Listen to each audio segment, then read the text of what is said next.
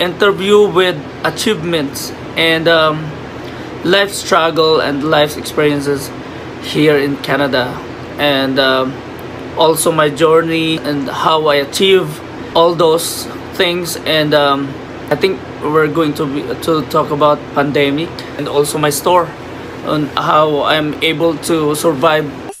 Isang Pinoy sa Calgary ang nagtapos bilang valedictorian pero masalimuot po ang naging buhay ni Romel Fariñas. Narito ang report. My dad kept telling me when I was young that believe in yourself, keep going until you have your dreams and win. Mula sa Capiz at Iloilo, lumipad patungong Calgary ang pamilya ni Romel Fariñas.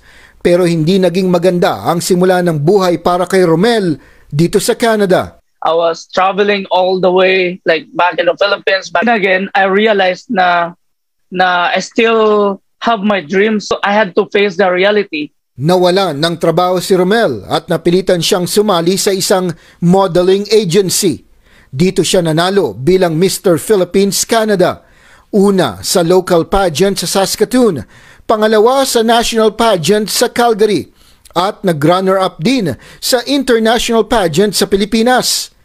Dito niya inakalang nakatadhana para sa kanya ang showbiz, kaya't bumalik siya ng Pilipinas para subukan ang pag-aartista. Pero wala ring nangyari. There were times na I was on the verge of giving up na parang susuko na ako kasi hindi naman ako sisikat. Sumuko ako. Kaya naging bulak-bulak ako, naging jobless ako for the longest time. Tapos I was depending on my parents na lang. Parang wala akong silbi sa bahay.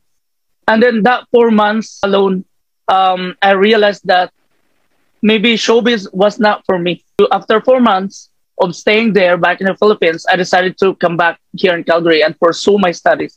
Kumuha siya ng business management course at pagkatapos ng kanyang kurso, si Romel ang nagtapos bilang class valedictorian. You know, happy and to prove myself and I can do better than who I was. Ngayon, mayroon na siyang sariling negosyo sa downtown ng Calgary. Traditional Filipino store po siya, ni remittances. So we help people sending money back in the Philippines. Mula sa pagiging bulakbol hanggang sa na-kick out sa eskwelahan noon, naging jobless pa at walang direksyon. Ngayon, matagumpay na si Romel sa kanyang napiling larangan.